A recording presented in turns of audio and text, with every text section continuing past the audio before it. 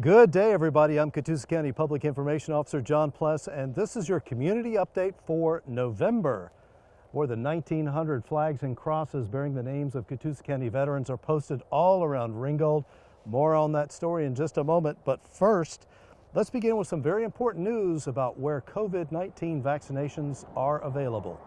The Courthouse County Board of Commissioners has transitioned COVID vaccine operations from the Catoosa Dade Walker COVID-19 Vaccination Station to the Courthouse County Health Department.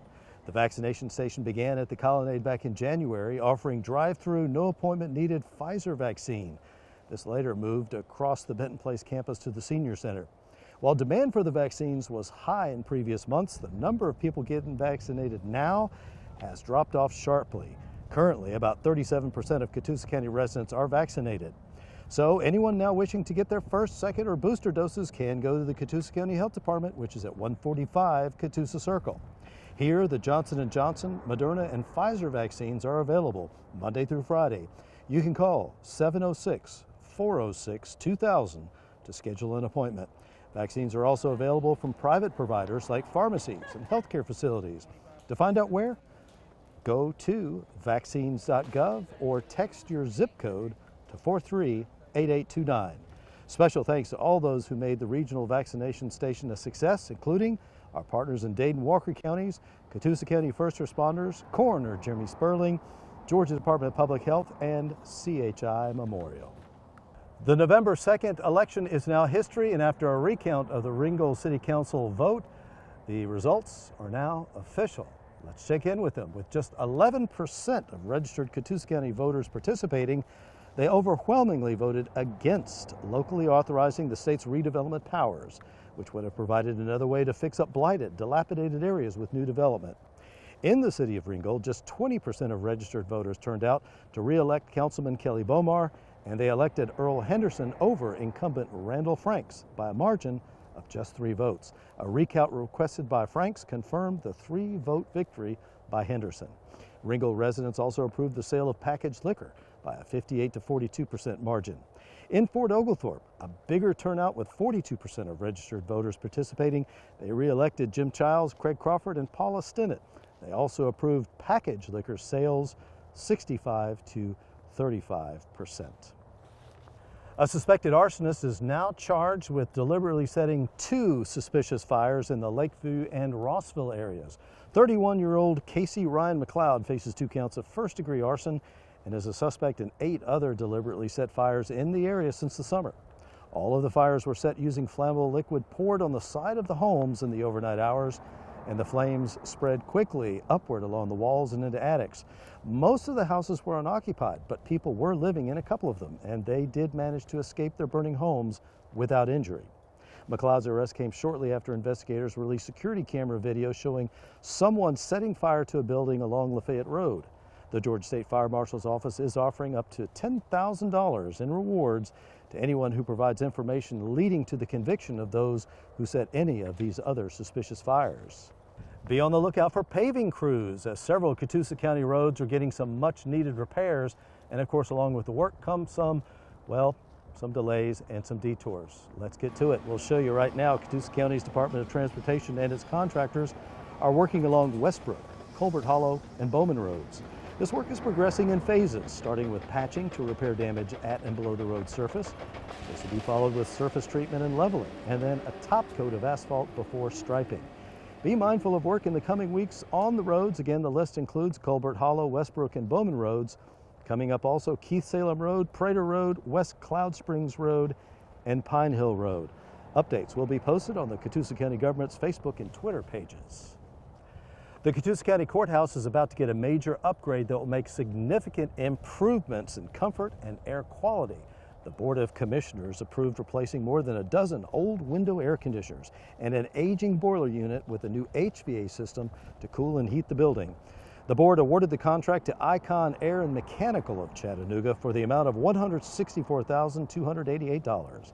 Since this work will improve air quality inside the courthouse, it is being funded with American Rescue Plan dollars. Some updates now on the work underway at some of Catoosa County's parks and recreation facilities. Let's start with the Boynton ball fields, where kids are playing ball again. And they'll be playing on improved fields with new paving in areas where people walk in between those fields, along with new dugouts, drainage, and a new building for concessions and umpires. Meanwhile, work continues on the Poplar Springs ball fields after a groundbreaking ceremony in June with commissioners and the Chamber of Commerce. The $1.7 million renovation is paid for with SPLOST funds, and it includes lots of groundwork, along with sidewalks, lighting, new concessions, and an umpire building, along with parking. And also check out the new pavilions, picnic tables, and barbecue grills at the Cloud Springs Canoe Launch. They're made possible by Georgia Department of Economic Development Explore Georgia grant with local matching funds. The Cloud Springs Canoe Launch provides access for paddlers of all skill levels to West Chickamauga Creek and the Tennessee River Blueway. It's located at 82 Dietz Road in Ringgold. And finally, work continues at Jack Maddox Park to restore the pond that meanders along the very popular walking trail, including ground and drainage work and a new levee. The Catoosa County Animal Shelter is no longer open for Saturday adoptions. That's because of the very, very few animal adoptions on Saturdays, which really did not support the cost of keeping the animal shelter open and staffed 6 days a week.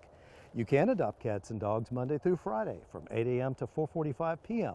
There are plenty of animals, a variety of breeds and ages available for $60. That's the adoption fee that includes spay-neuter and a wellness check.